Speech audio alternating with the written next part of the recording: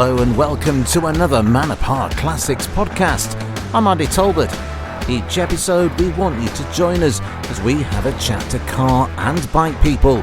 So grab a cuppa and a biscuit. This week, Bob Malkowski, musician, motoring writer, a fellow member of the Guild of Motoring Writers and presenter of Motorhaus on YouTube. Early this year, we met at Silverstone. Sounds grand, that, doesn't it? It does sound grand today. It's when we met at Silverstone, darling. Yeah, it was a fabulous My day. My first time at Silverstone for the Grand Prix. For the Grand Prix.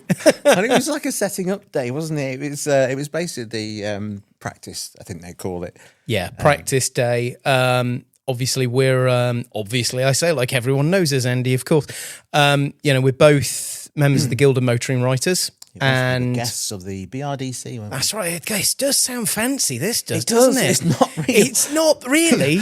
It's not really. I arrived here in a beaten up old Volvo. It's not that glamorous, just for sort of what's the word? Openness. I arrived in a Chrysler Sebring. So that's the high rollers on the podcast today, Andy. Yeah, they are, and my background's VWs and anything quirky and unusual. But yeah. So let's.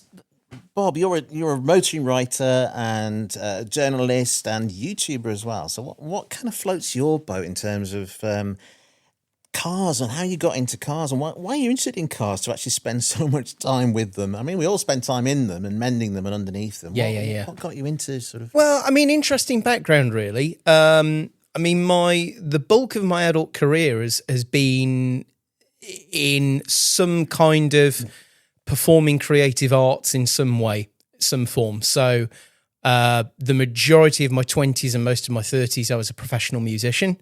I had the wonderful experience of having my 15 minutes of fame as a chart pop star in my 20s, which was an amazing experience. But you can't get away with saying that without actually explaining a little bit more. So what was the chart? I mean, were you in one of those suits in the Birdie song or something?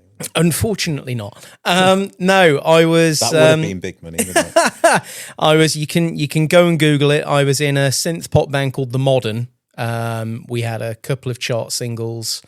It was an astonishing time. I then went on and did bits of session work for various other musicians. I've toured America a couple of times. So.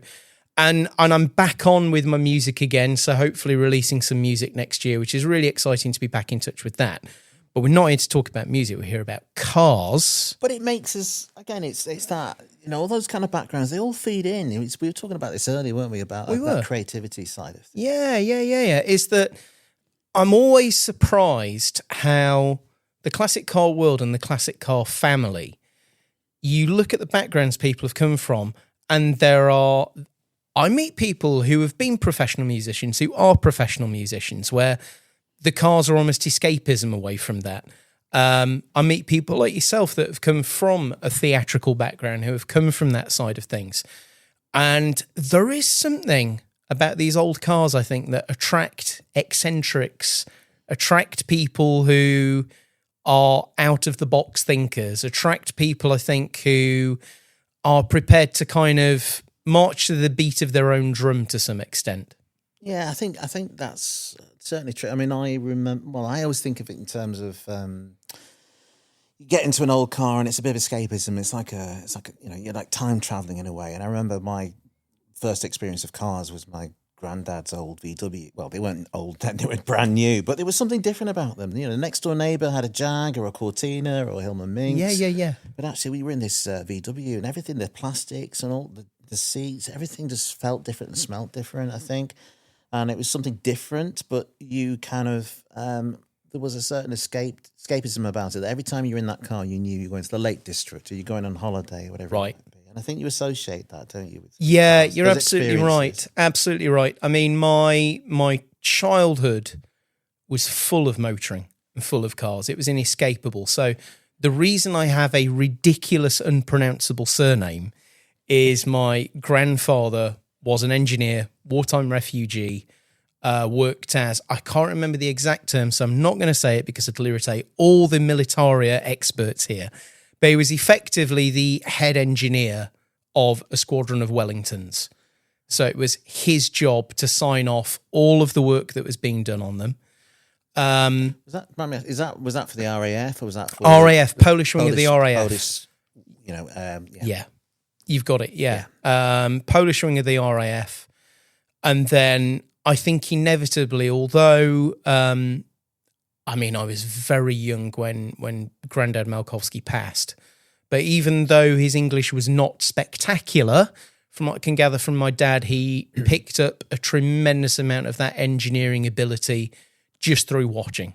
I've heard stories of where they went off camping at a weekend, him riding on my grandmother's knee in the sidecar of a motorbike, and him not being particularly happy with the engine and so stripping it down on the campsite just to check the big end bearings. So I've been around that. Dad was a rally co-driver at club level when I was growing up, so I was around some amazing, impressionable cars from a very young age. And go on, what cars were they at that time? And what were we talking about? What so, Dad...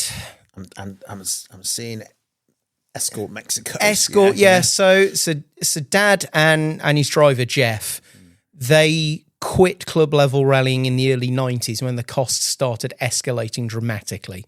But the main car, the one that they're actually really infamous for campaigning, is perhaps the most unlikely rally car of all, which is a Triumph Stag.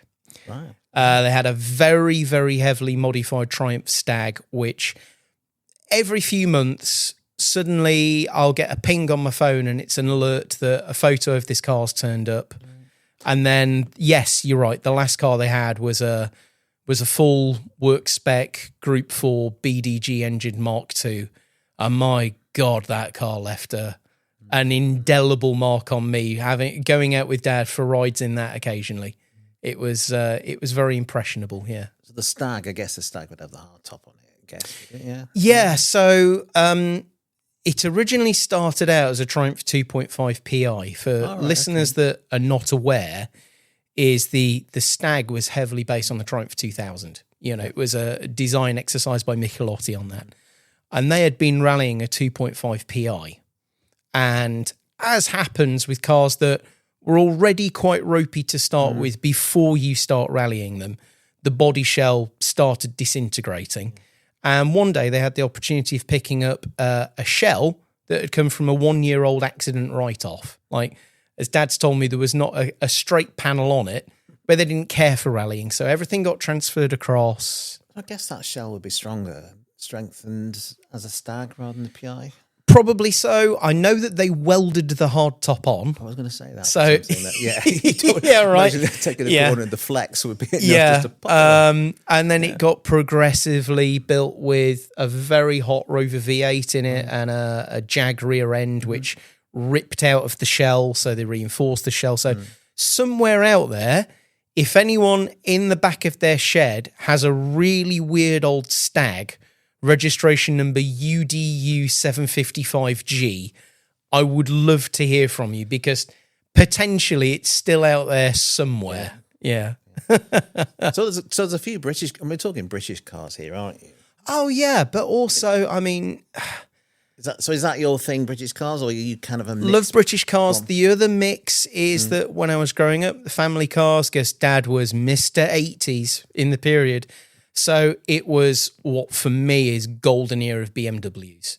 So E30s, E28s, memories of us as kids on wet roundabouts, feeling what oversteer is for the first time and going, God, Dad, do the thing. You know, so I love that era of shark nose BMWs. But for me, yeah, I have a huge love of British classics. Genuinely a big love of British classics. I also really love European cars as well. Really love European cars. I've had a lot of German cars over my life. So I suppose that mixed love of traditional British classics, good old kind of Coventry chod, you know, like Leyland tat. It excites me in a perverse manner.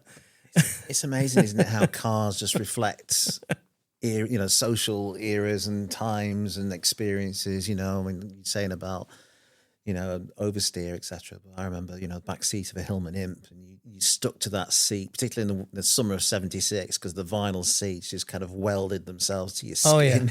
Oh yeah, it didn't move. Yeah. But, vinyl seats in the summer are they were family quite a cars thing. back then, weren't Yeah. they? Everything's got bigger. There's more space in vehicles, and everything's harder to work on. And do you do? We're talking about engineering in your family in terms of working. Your grandfather working on Wellington. Yeah. Is that something you do a lot of yourself? Yeah, I'm very hands-on, largely through necessity, particularly having gone back into the creative world. It's not the best paid world. So herein lies another advantage with a good classic for me, is the fact that they are eminently sustainable, Andy. You can buy, at the minute I'm tooling about in a Volvo 240. That was noticed when you came. Right, I was surprised. People in the office. Can't believe how much people love the old Swedish brick. I think Sam. Did you saying Sam who works in the office? Yeah. Sam spotted you, didn't he? Yeah, and actually came out of the building and walked over and was like, "Nice car, mate."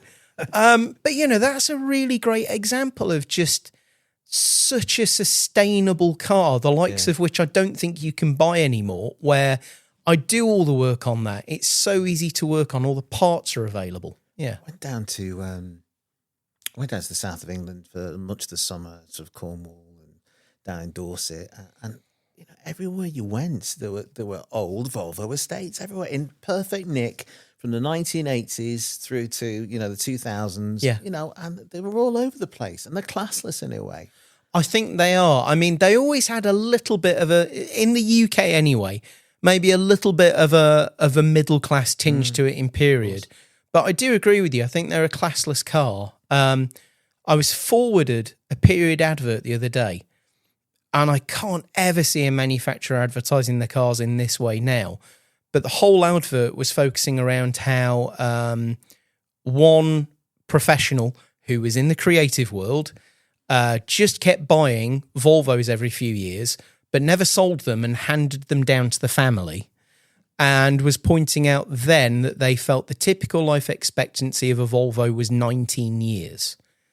Now, I cannot imagine any manufacturer nowadays selling a car on longevity, durability, repairability.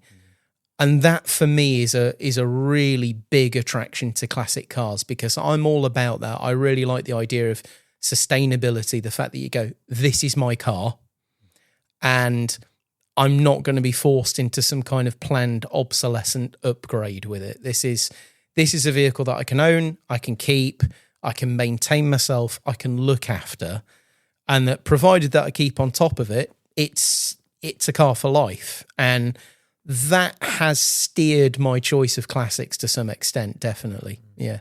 So what have you got at the moment in your stable? Many broken cars, Andy. Okay, Many. Go on. Take us through them first. All right, so we've got about your dream garage in a few minutes. So let's see what you've got now. You'll see some parallels. So obviously we'll talk about what is the daily driver at the moment, is a 1992 Volvo 240 SE. The SE, of course, standing for Swedish Excellence. Beautiful blue velour interior. So we've got the 240. I've then got a 1988 Land Rover 110 V8 high capacity pickup, which was a diesel when I bought it, is now a V8 because that's how I like it. I've got a 1999 Porsche 911 996 with a very poorly engine, which is quite typical for them. Is that going to be expensive? That's a podcast in itself, Andy. Okay. That is good grief.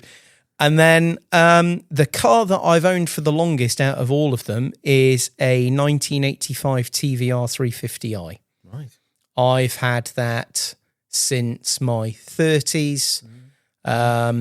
Again, I need to build an engine for that, but it's a Rover V8. I need a few weekends and about £1,000, and I'll be able to knock one up, So So that's the fleet at the moment, Andy. That's the fleet. Plus a bit in reserve, I think, with the TVR. We've got a couple of TVRs in at the moment, which we had in our last sale. We've always got a couple of TVRs coming in. And, but design-wise, they always fascinate me in terms of the design. And is that something that you like yourself design? I mean, you've gone from the functional utilitarian Volvo and the Land Rover. Is the TVR your bit of design kind of credibility in your car? Yeah, so I mean, I am fascinated by design. It's interesting. I bought, as you may have seen, I bought myself an Eames chair the other day. Mid-century Eames chair for the front room. And I had a friend of mine comment, and they went, "You're really into design, aren't you?" And I'd never really thought about it before. But I think a lot of people see a pretty car, a conventionally pretty car, and think that's design. Whereas I can equally be fascinated by something that is utterly, ruthlessly utilitarian in its design. And all of that has merit, provided that I feel the design is authentic to the original goal. Yeah, I get it. Yeah, and we're talking about form and function, aren't we? And what comes first, the function or the form? Because form is all about making the vehicle attractive and selling, large production numbers. Yeah. Getting, producing things that people want to buy and spend money on. Whereas functionality, obviously, is a completely different kettle of fish. But there's that balance, isn't it, between the two? Sometimes they come together, sometimes they don't, and sometimes they actually create the same thing because you end up with great design through functionality. Yeah, totally. Well, I think the 911 in some ways is the sweet spot between the two. It's a very functional vehicle. Most of the design decisions on a 911 are born by this car has to drive well, it has to handle well. It's about handling. It does a lot with a relatively modest amount of power. All 911s have done, but I also find them very beautiful things as well. Okay, let's go on to your dream garage though, because we're gonna be asking guests about, when we have an individual guest, what your dream garage is. We're going to pick 3 cars. What's your first choice? So I've given this all of about 5 minutes of thought, but I think this is pretty good. So number 1 would be the original classic Range Rover. Okay. With some caveats. But that, even the original classic, didn't it? It went from 1969, 70 through to different versions. Exactly. To the classic. So go on. I've spent a lot of time around Range Rover Classics. I've driven a lot of miles in them. If you were to drive a 1970 Range Rover Classic and then drive one of the last fuel-injected luxury Vogue SE ones, they're so different. They're so different in character, despite the fact that they're fundamentally the same under the skin. So I've gone for a Range Rover Classic because, a lot of people refer to it as the granddaddy of SUVs. And a lot of the reason that people have gravitated to SUVs is because they see them as being one car for all purposes. And I think that stands true with the Range Rover, but the classic Range Rover for me is very special because it is an exceptional off-road vehicle. And it was so exceptional that really the chassis design and the underpinnings were then bequeathed to the Defender. So it's an exceptional off-road vehicle. It can also be an exceptional luxury vehicle. The later ones, the SEs in particular, are beautiful inside. And then it's actually got a really good drivetrain as well. You can comfortably sit at 70 plus miles an hour on the Autobahn in a classic Range Rover, provided you can foot the fuel bill. It's such a fantastic all-rounder. So with that one car, you've got your utility vehicle, you've got your comfy limo if you need it for all your friends. It's also a great long-distance cruising tool. So that, I suppose, that would be the Swiss Army knife in the garage. That would be the one you could use all day, every day. Yeah. An earlier version, iteration of... I think the early ones have an absolute purity of design to them. The rubber floor mats. When you look at the 2 doors and everything. But the more utility vehicles, they can be hard to live with day to day. So if we're looking as a standard vehicle, it would probably be one of the later 3.9 litre fuel injected cars, a 5-door. They're a bit more practical. Given the money, it'd build a Resto Mod. Resto Mod Classic would just be perfect. Yeah. Of course, the Range Rover chassis. Am I right thinking the Range Rover chassis also became the Discovery as well, isn't it? So Yeah, it's very and not just the chassis. Like a lot of the body structure is Range Rover Classic as well. It's one of the Discovery has to be one of the most successful minor facelift redesigns. They had a budget of about 50p and managed to create this amazing vehicle. I loved it. Well, I remember when Noel Edmonds, I think he talked about it first when they were launched on old Top Gear. Yeah. And I remember that blue interior. The Sonar Blue, Andy, is the colour. Sonar Blue. Yeah. But Conran design interior. Yeah, but the original Range Rover for me, I mean, the original SUV, but I like my Americana, and I like to think about the Cherokee Chief. I mean, absolutely, that stakes a claim. What I would perhaps say is that in Europe, far too big, far too thirsty, of course, and for American roads. And also the underpinnings not as advanced. The Range Rover was special is that whilst it still had beam axles, which you want in a proper off-roader, there were multi-link axles on coil springs. So the ride quality was really very, very good for its time. It's funny, isn't it?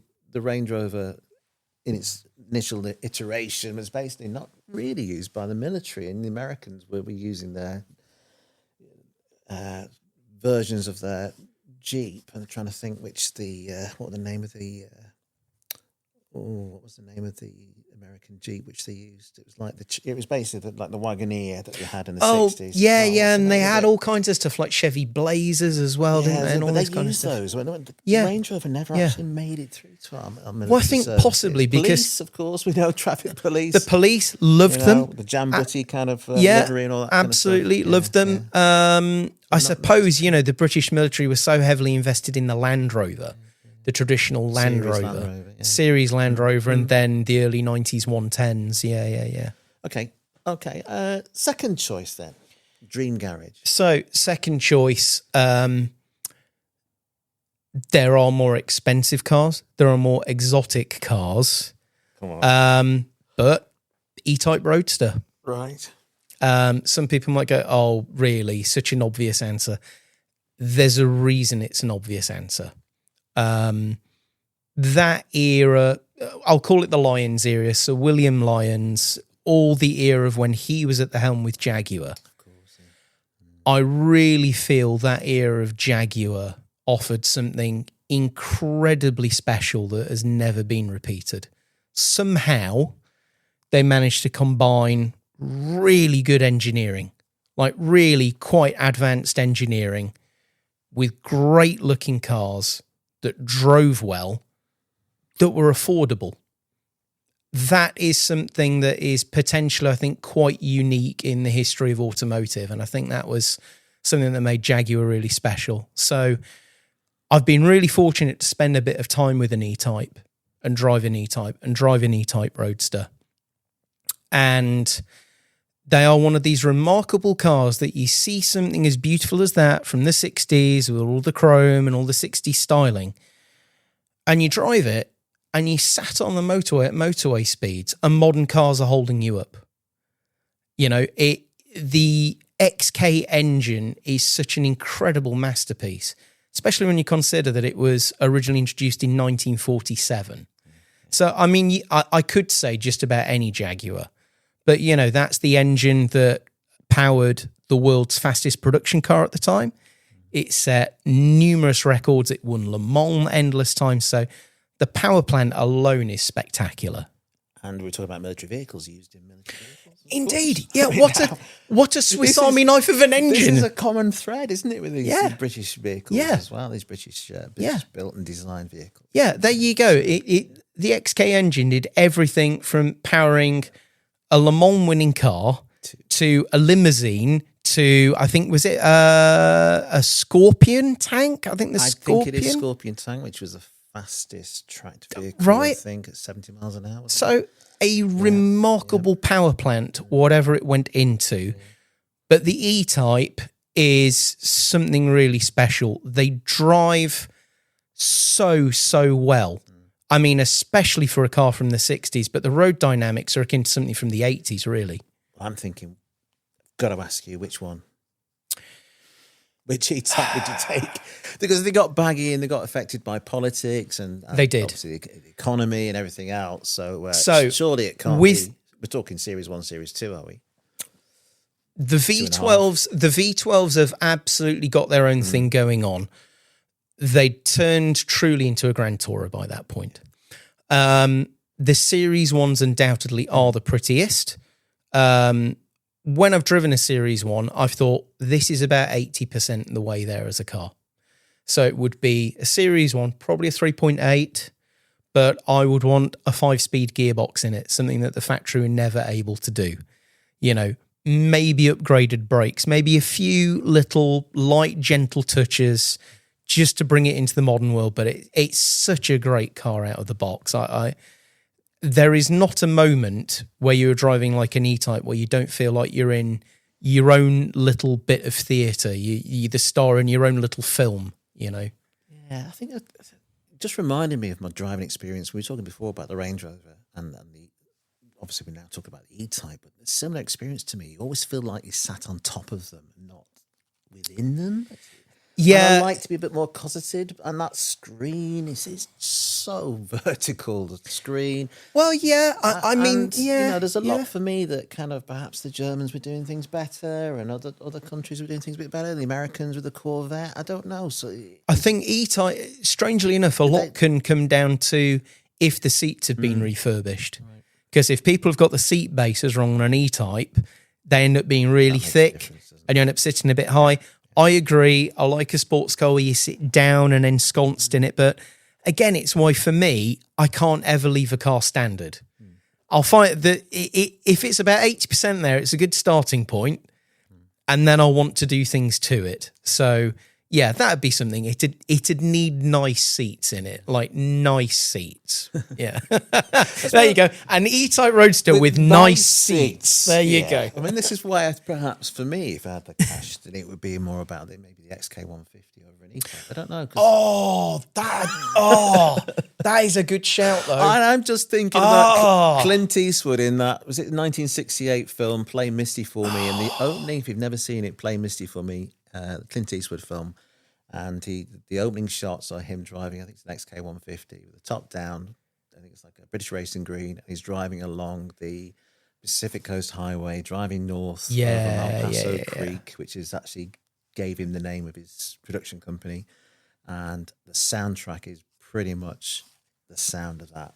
Oh, it's such a great sounding engine as well. That's it. Okay, I'll put the caveat in is that if I couldn't get my hands on an E-Type, it'd be an XK140. Right, okay. Because I think that's the prettiest. Yeah, okay. But it's that nice sweet spot between the two, a little bit more refined. But I mean, really any classic Jag, but an E-Type Roadster, sign me up. Right, you've gone two Brits. Right, we've talked a lot about Brits and we have the Volvo. Right. Third choice, Dream Garage. See, final choice for Dream Garage, and then we've got a little bit of a joker to play. All right. So what's your third choice?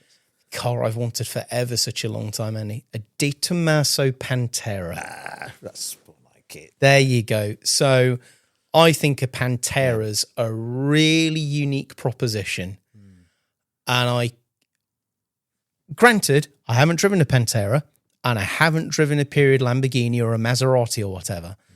But I cannot believe that Panteras are the price they are next to other Italian cars. I'm sure a lot of you listeners will know, but one of the reasons why the Pantera appeals is that it is absolutely a proper Italian supercar. I think, was it Dallara did the chassis design on it? Don't know. I'd have to double check on this, but it was Alejandro De Tomaso behind the company. Ford, once again, so pissed off with Ferrari, they were quite happy to funnel money anywhere to lay something stinky at their doorstep. So we have this stunning 70s Italian supercar, but with some Detroit muscle in it. I believe I'm right. It's a 351 Cleveland. 351 Cleveland. Yeah. And ZF transaxle. And obviously, you could take it to a Ford dealer to get it serviced. Right. Basically, it was all covered by the warranty by Yeah. Ford. I believe Ford they were America. sold in the States out of Lincoln That's dealers. right. Right? Is that right? Yeah. And the early ones are the sweet spot. And I think the second iteration of those, what about 73, 4, something like that? When they got like the oil impact bumpers prices, on them. The Americans lost some of the power and they came Yeah. out with the this one with stripes on. Is that the S? Oh, I can't remember. No, This is where we've got people at home Yeah. screaming, and I think you'll find Mr. Talbot. It's all right if you've got Google. Mr. Malkowski. It wasn't Delara that did the chassis, actually. The early Pantera.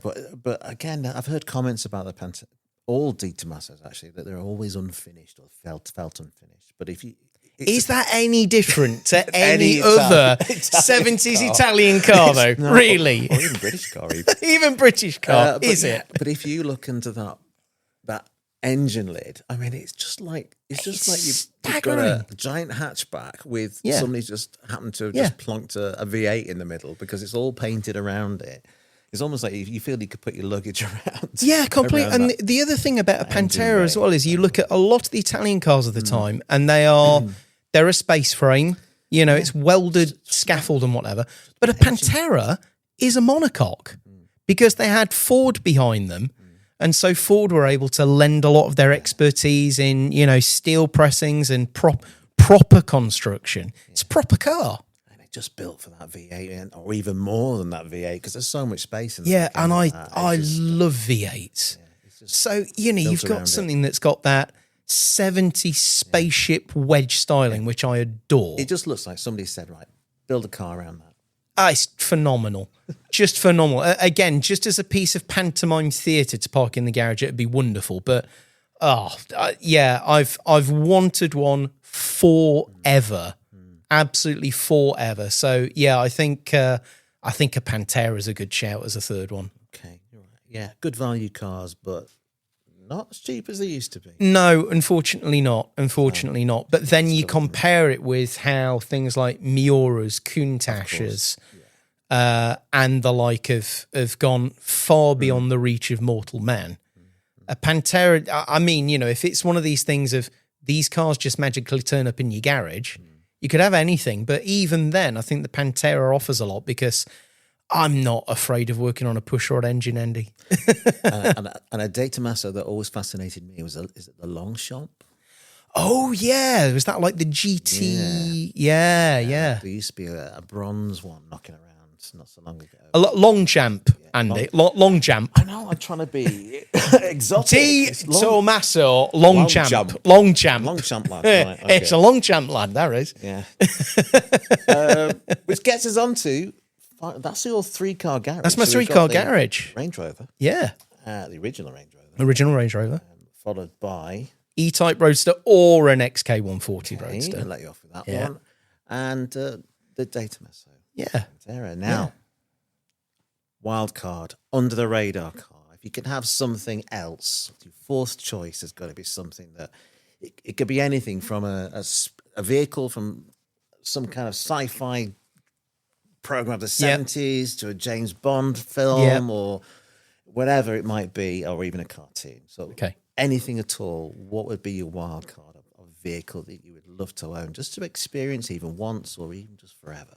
So I've gone for this one because it's something that, like you say, I would love the experience of owning. I'd love to see it in the garage.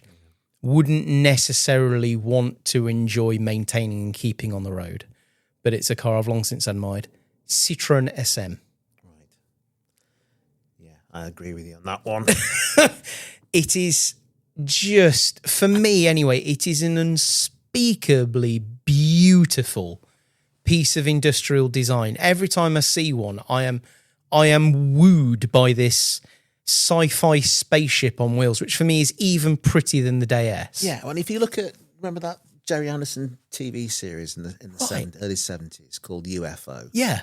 And there's a character in there called Straker, and he used to drive this basically fiberglass monstrosity, to be honest. And it was bronze. I am partial to a fiberglass monstrosity. It was like something. It was like somebody had closed their eyes or looked through fog at an SM.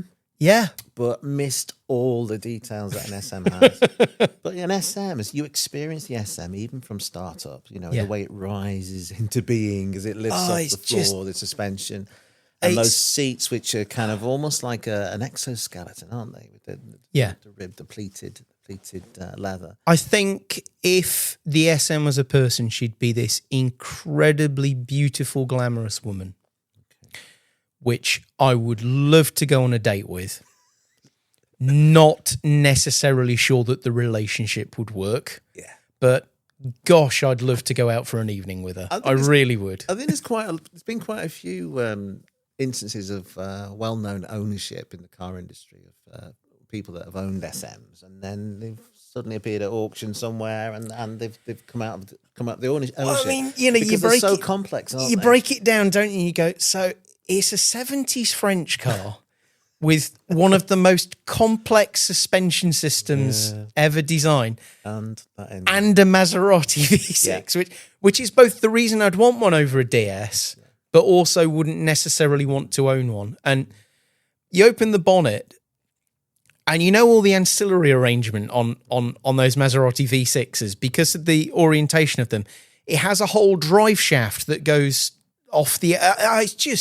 It's bonkers. It's just nuts. It's not made. It's as if somebody reinvented how you build a car and how you take all the, like you say, the ancillaries and everything. We could have built a car to be simple to work on, but there is no theater, there is no drama.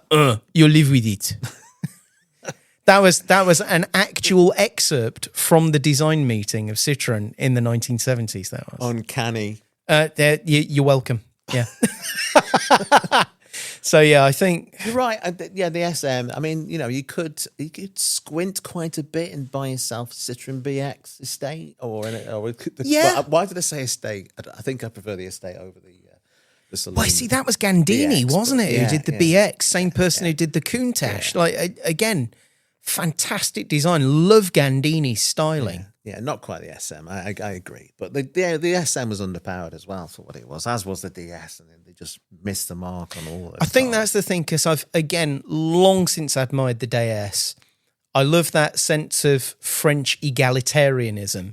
Is that even what was the equivalent of a Ford Cortina to the French? It's like, no, you're going to get the best riding suspension known to humankind, but the engine was still effectively a warmed over version of that from the traction avant. It's an agricultural thing for a car that looks like a spaceship. So the SM for me is the full bonkers package. Yeah, I think cruising in an SM on a nice French road, perfect.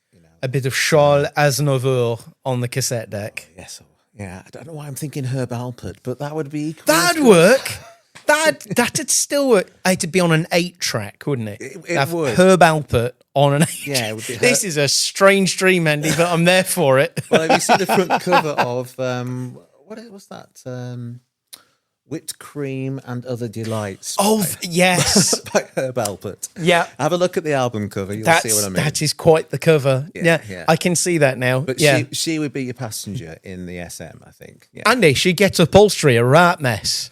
No, love, clean yourself up. You're not going in my Citroen looking like that. I'm going to pick you up and call them the DS, the DS, or whatever, with your accent that you used before.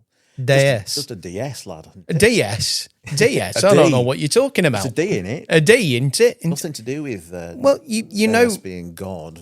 Well, I know that's the wonder, isn't it? Is that it was that nice little ethereal, heavenly kind of perfection. Goddess, c'est un déesse. But it was. I mean, it was. Yeah. I mean, and the DS itself is, such an amazing car. But again, the engine perhaps lets it down like the S. Yeah. But gorgeous thing. Right, let's wrap that up there, Bob. Wrap it up. Yeah, we'll have to get you on again.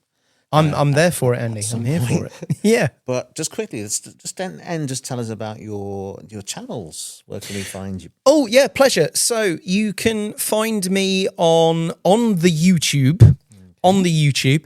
My YouTube channel is called Motorhaus, but it's the Euro spelling, so it's Haus, like Bauhaus, but Motorhaus. Mm-hmm. So, yeah, you can find me on YouTube. Please head over there. If you like it, I would be enormously grateful if you can give me a subscribe over there. You can also find Motorhaus on Instagram and Facebook. I'm building quite a nice little community over there. So, again, please do give us a follow for all of my nonsense, hijinks, tomfoolery and shenanigans within. And we can find out more about what's happening with your Volvo. We could comment on that. Yeah, absolutely. So there's a mixture of stuff on the channel. There's my workshop updates from fixing my fleet of broken old chod. And then also, wonderful days like today when I come and visit Manor Park Classics and we have a poke around some cars which are considerably nicer than mine. Well, you must come along on one of our auction days because, we have a lot of people coming through here. That sounds fabulous. Just have a look, but also you could find yourself another car if your Volvo lets you down.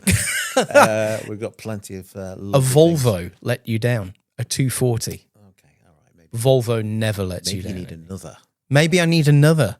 Maybe that's it. An emergency. The 1800. Oh, now then. You see? Oh, that... You see? Challenging your... that could have been a good curveball, but no, I'll stick with my choices. Yeah.